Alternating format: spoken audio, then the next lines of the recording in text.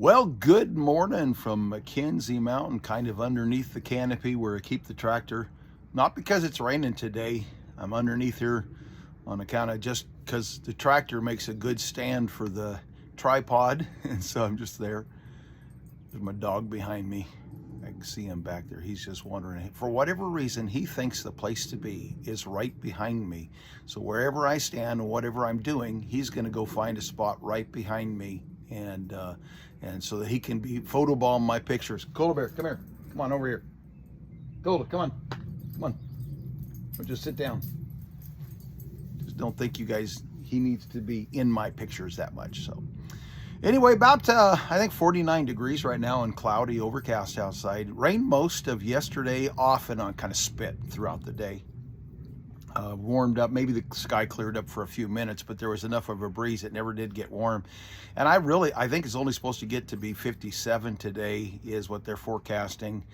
And it might be that by the end of the week we'll have some days that get up into the 80s, but really it's not supposed to get blue skies. And not supposed to be completely blue skies all week long, I think. So it's going to be quite the week that way for us. Yesterday we had that thing where they power outage all day long. It was planned by Bonneville Power Administration. It's kind of weird. The entire county, all except for one area, the southernmost area, was completely shut down without power. And that was from Bonneville Power Administration, Grand Coulee Dam. But I was in town yesterday for a few minutes, and one of the people said that during the summer that Ferry County PUD will also shut down the whole county for a day. So they shut the power down at 8 o'clock yesterday morning, right on the dot, 8 o'clock. And it was supposed to be, the scheduled outage was from 8 to 6, and they had it back on about 5 o'clock. So they were an hour early. Well, that was nice. But you go downtown, it was kind of crazy. You go downtown and the entire place was shut down. There's a little convenience store market called Republic Market, and they had been advertising that they were going to be operating, they're going to be open and operating off of a generator. There was one of the restaurants, it's called 18 North, and they've got like a garage door that they open up, and so there's outdoor seating. So they had no lights on, but they were open. I heard that one of the coffee shops in town ran a generator until noon, and then after, no, that's not true. They served hot coffee from opening until 8 o'clock, and then from 8 o'clock until 2. They just served cold drinks yesterday. So they were open until 2 o'clock, but just serving cold drinks because no power. I did notice that there was one of the gas stations, it's called Beaver Trap. It's the only one, by the way, the only gas station I actually went by. And Beaver Trap was open. I'm guessing that they were also running off a generator. At least I'm assuming that. I saw people at the pumps, and so I don't know anything about how those kind of places operate, but I'm guessing that if you can run the store off of a generator, then you can power the pumps too. And so I did see that they were operating, and we just ran off of our generator. I bought it last summer. I bought a 50 amp Predator, I think 13,000 generator. It's able to run off of gasoline, propane, and natural gas. And up until yesterday, I'd never run it other than with propane when I first bought it. And partly, not that I have a problem with the gasoline, but when I bought it, I bought it at where did I buy it at? Can't remember the name of those. Harbor Freight. I bought it at Harbor Freight, and when I bought it, the lady at the counter said, "Now you can return it. You got a certain length of time that you can return it if you have a problem with it. But if you use gas, you have to pump out all of the gas. It cannot come back, be returned with any fuel in the tank at all." And so, since that was the case, I just have been using propane. I've only had to use it maybe 3 times outside of this during the winter time when we had power outages and we really did want the heat then, or the generator then, because we had power outages and it's like below zero or below freezing anyway. So I ran it just on propane, and then when I started it up the other day, wanted to just be ready the evening before this scheduled power outage, hooked it up to the propane, fired it up, and it started right away. And I hadn't used it for a while, so I noticed one of the switches there's a switch on it where you can do it'll idle down when it's not under a load. And so I switched it to idle down so that when it's not under a load, and it died, and I couldn't get it started with the propane in it again. So then I went ahead, because I was having such trouble with it. It has a pull starter instead of using the battery the electric starter. It's got a pull starter, but you can't pull start it with propane. That has to be with gas. So I went ahead and I put fuel in it. That was the night before. Put fuel in it, fired it up, ran it for a while. Then I turned the fuel pit cock off, ran it so that it died. It ran out of gas in the carburetor, hooked back up the propane, and with the engine warm, it ran with the propane just fine. And I got the reading of this doesn't make a lot of sense to me, but I got to reading the little words, the little instructions in front of that automatic to idle down, and it says not to leave the automatic idle down turned off unless you're under a heavy load. So in other words, the automatic idle didn't do anything. I noticed yesterday, because trailer, when we got it hooked up to the RV, you're running it the whole time, and so that never did idle down. Well, that's because it's under a load the whole time. But it says if you're not under a load, don't put it on the idle down. Don't put it in automatic idle down. So they don't want it to idle down. Anyway, so got warmed up, then it ran on propane just fine. So the next morning I got up, and I had fuel, I had gas in the tank because I'd filled it up, and I wanted to run it out of gas. I don't want to leave gas in that tank. So I thought, well, what I'm going to do is I'm going to use the gas in the tank until it runs out, and then I'll run propane after that. And so that's what I did. I just let it run and run and run and run until it ran out of gas.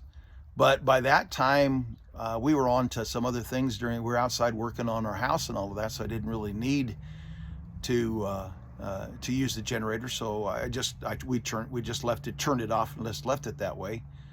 And so later on, about 3 o'clock or so, I was going to go in and do some work. Can't use the internet without the generator on, without power.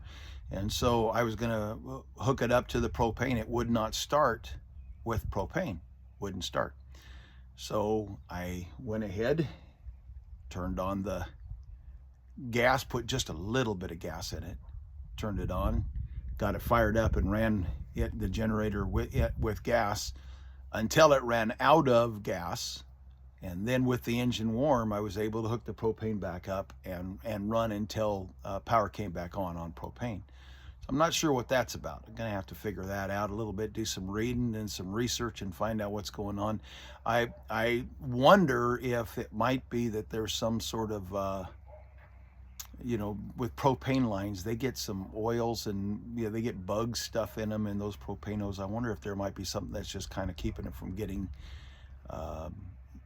full, getting as much propane feed as it's supposed to. And then when it's warm, it doesn't need as much. It just runs better or something like that. I don't know. I got to figure that out. But anyway, so today, a few things going on. I last night working, because I have battery powered tools, I was able to install the rest of the flashing that goes around the bottom of our house. I got that in. Today I'm going to go try to finish putting in the flooring that'll go into the loft. I've got most of it up there. Half of that I've put up is nailed down, secured down. Half of it's not secured down, and then I've still got 2 sheets that I have to cut special. I'm going to have to cut them down to size, and so I'm going to go ahead and fasten, nail down what's up there, and then cut those other 2 sheets to size. That'll be my projects today outside of the typical writing and things like that. Also did something this morning. When I was in McKenzie, walking around the Alien Festival, one of the booths that I saw outside, the tents, the booths that I saw outside, was for a Northwest Independent Writers Association. And it turns out that I knew one of the authors and writers, and a girl by the name of Anne Orney. Projected by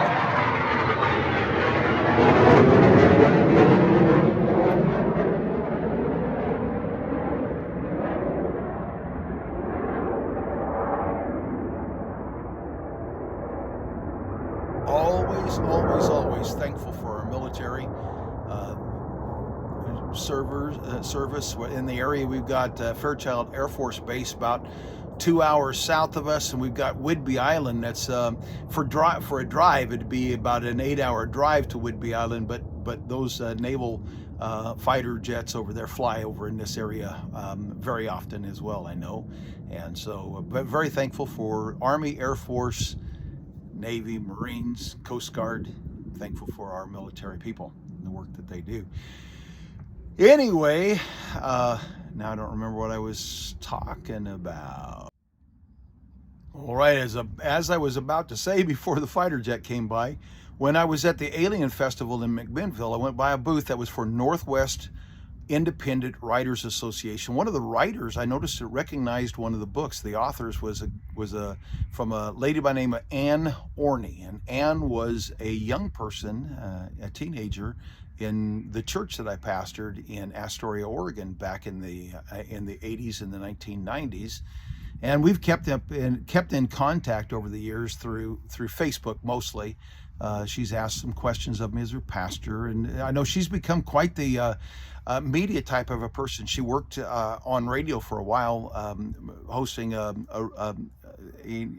radio program on NPR on the coast, and then she sings, and so I've seen that she's had a venue where she was in a coffee shop for a while singing and those sorts of things. And I did not know that she was writing as much as she does. It looks like she's written mostly mystery type of books, that kind of a thing. Anyway, so she's a member of that Northwest Independent Writers Association. So I went ahead and I joined that this morning. So I still did all application and all that. I saw that my application was accepted. So one of the things I'll do today is go ahead and get all of my Facebook and all my information and get signed up and everything with the Northwest Independent Writers Association. I'm not sure where that'll go, how far it'll take me or whatever, but and I've already noticed that from just what I could see, there aren't any writers who are really of my niche. So I'll have to do a little bit of looking into that and see if it's something that'll actually work for me, but I'm going to give that a shot and see what's in there. I was going to do the Friday market. I love the Friday market here in Republic. I did it for a few weeks last year before we started going to Brewster on Fridays. And I was going to do it this year, but because of our house, working on the house, I'm not going to be able to take a whole day Friday to do something like that. So won't be able to do the Friday market this year. Anyway, wherever you are and whatever you're doing today, God bless you and keep you and make his face shine upon you and give you peace.